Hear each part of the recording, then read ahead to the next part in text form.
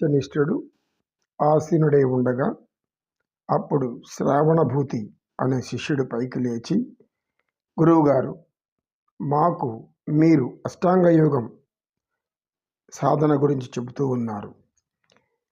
అందులో మొదటగా యమనియమాలు ఆచరించవలసిన మనోమయ కోశాన్ని గురించి చెప్పారు. ఇంకొంచెం వివరంగా చెబుతారా అని అడిగాడు.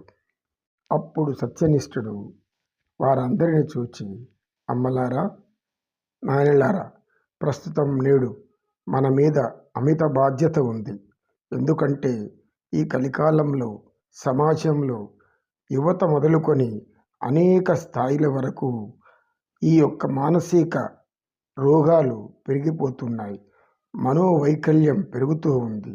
అయితే ఈ మానసికమైనటువంటి అనారోగ్యాలు ఇప్పటికి చెందినవే కావు, పూర్వకాలం నుంచి కూడా ఉన్నాయి. వాటిని మనం మనోవ్యాధికి మందు లేదు అని పూర్వకాలం చెప్పుకునేవారు. వీరందరికీ జ్ఞానబోధ చేసి మానసిక ప్రశాంతతను ఇవ్వవలసిన బాధ్యత మీ అందరి మీద ఉంది. ముందు మీరు చక్కగా గ్రహించగలిగితే తర్వాత మనం సమాజంలో మానవ సేవే మాధవ సేవ అనే కార్యక్రమంలో పాల్గొనవచ్చు. సాక్షాత్తు శ్రీ ఆదిశేషుడి అవతారమైన శ్రీ పతంజలి మహర్షి గారు తన యోగశాస్త్రంలో చిత్తానికి 5 అవస్థలు ఉంది అని చెప్పారు. చిత్తము అంటే మరలా మీరు గుర్తుకు చేసుకోవలసింది ఒక మనసే కాదు, మనసుకు ఉన్నటువంటి 4 రూపాలు. 4 రూపాల కలయికే చిత్తము. 1 పంచ జ్ఞానేంద్రియాలు, 2 మనస్సు, 3 అహం, 4 బుద్ధి. ఇప్పుడు ఈ మనసుకున్నటువంటి 5 అవస్థలు ఏమిటో మీరు క్షుణ్ణంగా గ్రహించండి, శ్రద్ధగా వినండి. 1 క్షిప్తము, 2 మూఢము, 3 విక్షిప్తము, 4 ఏకాగ్రము, 5 నిరుద్ధం. పతంజలి మహర్షి గారు ఈ యొక్క మనోవైజ్ఞానిక శాస్త్రంగా చెప్పబడే రాజయోగాన్ని పతంజలి యోగసూత్రం ద్వారా మనకు తెలియజేశారని చెప్పుకుంటున్నాం కదా. ఇది మనోవైకల్యాలను పోగొట్టేటటువంటి ఒక అద్భుత శాస్త్రంగా మనం గ్రహించాలి ముందు. ఇప్పుడు క్షిప్తము అంటే మీరు కొద్దిగా గ్రహించండి. క్షిప్తావస్థ అంటే ప్రవృత్తితో ఉన్న మానవులు అందరూ కూడా చర్యకు ప్రతిచర్య జరపడం అనేది సహజ లక్షణంగా ఉంటుంది.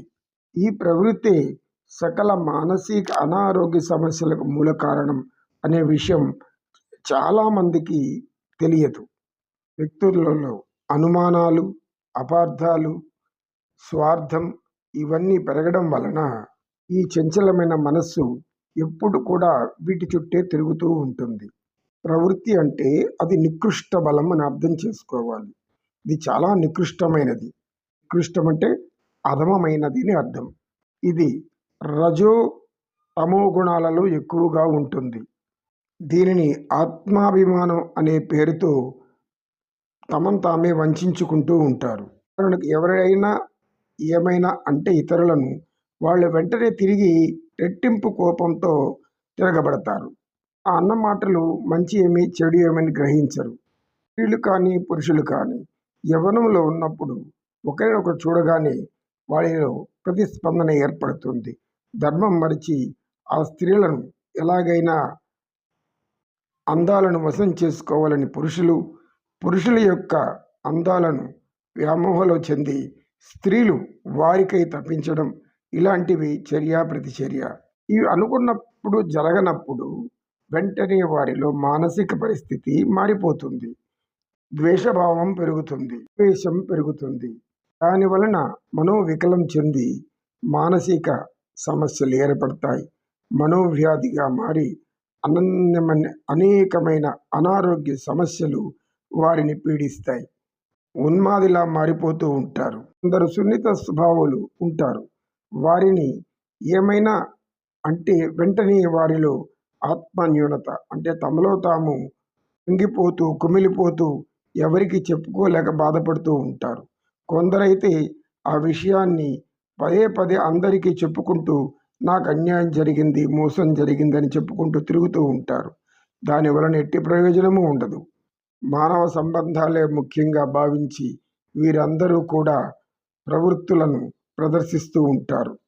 అపోహలు, అనుమానాలు ఇవన్నీ కూడా తారాస్థాయిలోకి వెళ్ళినప్పుడు మనసు వికలమై మనోవైకల్యంగా, మానసిక అశాంతిగా, అది ఒక మానసిక రోగంగా పరిణమిస్తుందని వారికి తెలియదు. అవస్థ చాలా ప్రమాదకరమైనది. ఒక యజమాని తన దగ్గర పనిచేసే వాళ్ళు తను చెప్పినట్టు వినలేదు అని వారిని నీచంగా మాట్లాడుతూ ఉంటారు. వెంటనే వారిలో ఒక స్పందన చెలరేగి ఆ మనసులో వ్యతిరేక భావాలు పెరిగిపోతూ ఉంటాయి. ఒకరికొకరి సమన్వయ లోపం వలన, అర్థం చేసుకోవడంలో జ్ఞానం లేకపోవడం వలన ఇలాంటివన్నీ ఏర్పడుతూ ఉంటాయి. మూలం విధం జగత్. సంపాదనలో తృప్తి ఉండదు. సంపాదించే కొద్దీ ఇంకా సంపాదించాలనే కోరికలు పెరుగుతూ ఉంటాయి. సుఖాలు అనుభవించేటప్పుడు ఇంకా ఎక్కువ సుఖాలు అనుభవించాలనేటువంటి ఆశ పెరుగుతూ ఉంటుంది. అవన్నీ కూడా ఒక మానసిక రోగాలుగా పరిణమిస్తాయని అందరూ గ్రహించాలి. మోసం చేసేవాళ్ళు అది ఒక ఆనందంగా భావిస్తారు. కానీ మోసపోయిన వాళ్ళు మనోవేదనకు లోనవుతారు.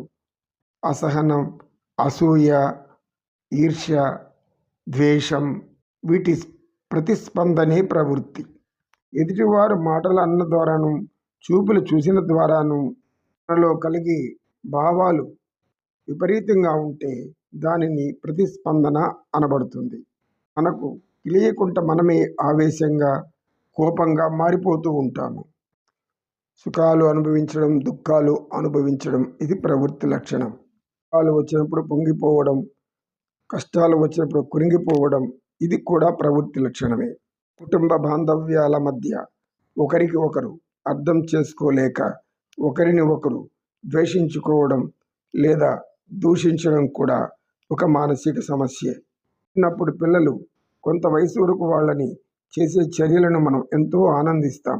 తర్వాత వెంటనే వయసు వచ్చాక వారి చేసే పనులను మనం అల్లరి చిల్లరిగా భావించి పెద్దవాళ్ళు సైతం వాళ్ళను మందలించడం, తిట్టడం, అవహేళన చేయడం, ఇతరులతో పోల్చి బాధ పెట్టడం ఇవన్నీ వారి మనోభావాలను దెబ్బతీస్తాయి.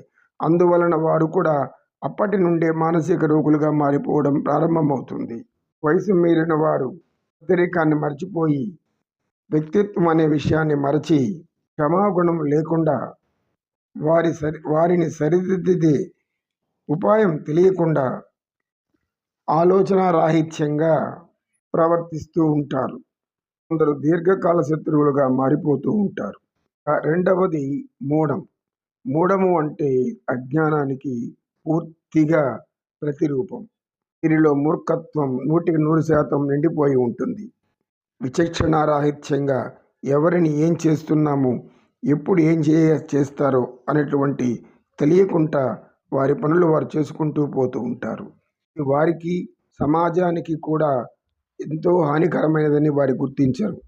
చివరకు కర్మఫలాల శిక్ష అనుభవించేటప్పటికి కానీ వారికి అర్థం కాదు. కొందరు అప్పటికి కూడా అర్థం చేసుకోలేరు.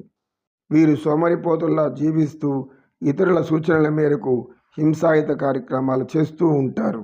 ఇక మూడవది విక్షిప్తం. ఈ గుణం మనకు ప్రశాంతతని ఇస్తుంది. విక్షిప్త అవస్థలోకి మనం వెళ్ళామంటే వెంటనే పైన మనం ప్రవృత్తిలో చూసినటువంటి క్షిప్తంలో గమనించిన అనేక సంఘటనలన్నిటికీ వ్యతిరేకంగా మనం ఆలోచించుకుంటూ వెళ్ళడమే. ప్రవృత్తిని దూరంగా ఉంచటమే విక్షిప్తం యొక్క ముఖ్య ఆశయం. 4వది ఏకాగ్రత. ఏకాగ్రత అంటే ఏకేశ్వరోపాసన. ఏకేశ్వరోపాసన అంటే సృష్టి ఒకటే, సృష్టికర్త ఒకటే అనే భావన రావడం. ఏకాగ్రత కలిగినప్పుడు మనసు ప్రశాంతత చెందుతుంది. అన్ని సమస్యలకు పరిష్కారం తనంతట తానే సూచించుకుంటూ తన దారిని మార్చుకుంటూ మనోప్రశాంతతతో ఆనందమైన జీవితానికి మార్గం వేస్తుంది. ఏకాగ్రత లోపించడం వల్లనే అనేక సమస్యలు వస్తాయని వారికి తెలియదు. ఏకాగ్రత లేనినాడు చేయకూడని అనేక పాపకార్యాలు చేస్తూ ఉంటారు. ఏకాగ్రత సాధించిన తర్వాత ఇక 5వ లక్షణంగా 5వ అవస్థగా నిరుద్ధం. నిరుద్ధం అంటే ఇది ఒక ఆత్మానంద స్థితి. యోగ సాధన ద్వారా మానవులు సాధించవలసినటువంటి గొప్ప విషయం. ఇప్పుడు కేవలం ఆత్మ మాత్రమే స్వరూపమై స్వరూపం కోసం తపిస్తూ ఉంటుంది. దానిని సమాధి అనబడుతుంది. సమాధి స్థితిలో మానవుడు సంపూర్ణ జ్ఞానాన్ని పొంది మనో ప్రశాంతతను పొందగలడు. నిశ్చలంగా, నిర్మలంగా, పవిత్రంగా మనసును ఉంచుకొనగలడు. తల్లులారా, స్త్రీలలోనే ఎక్కువ ఇలాంటి ఆలోచనలు పెరిగిపోతూ ఉంటాయి. కాలం మనం స్త్రీలను సహనమూర్తులుగా భూదేవితో పోల్చేవారు. కానీ ఇప్పుడు ఆ సహనం కోల్పోయి ఆందోళనతో, ఆవేశంతో ఏం చేస్తున్నామో తెలియక ఆత్మహత్యల వరకు వెళ్ళిపోతున్నారు. ఆత్మహత్య మహాపాపం అనేది వాళ్ళకి తెలియజేయాలి. యుక్తావస్థలోని మనో సంఘర్షణ అది ఎక్కువ అయిందంటే మనసు అశాంతి పాలవుతుందని తెలుసుకోవాలి. మనసు శాంతి పొందడమే అటువంటి లక్షణాన్ని ఉత్కృష్ట బలం అంటారు.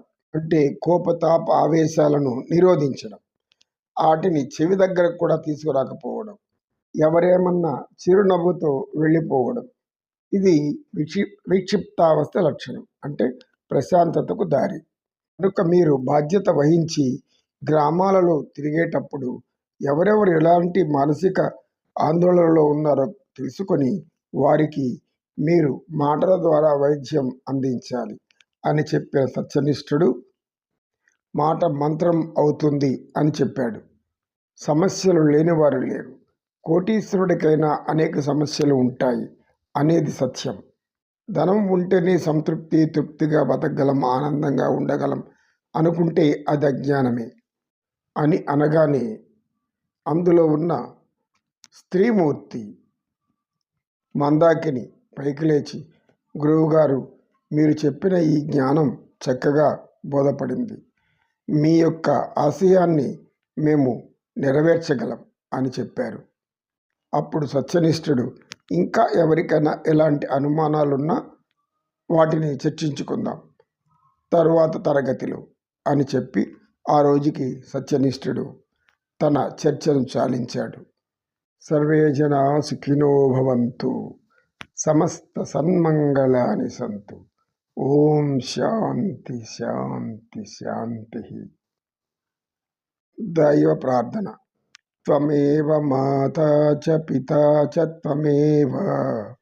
త్వమేవ బంధు సఖినం త్వమేవ విద్యా ద్రవిణం త్వమేవ సర్వం మమ దేవ. ఓం తత్సత్.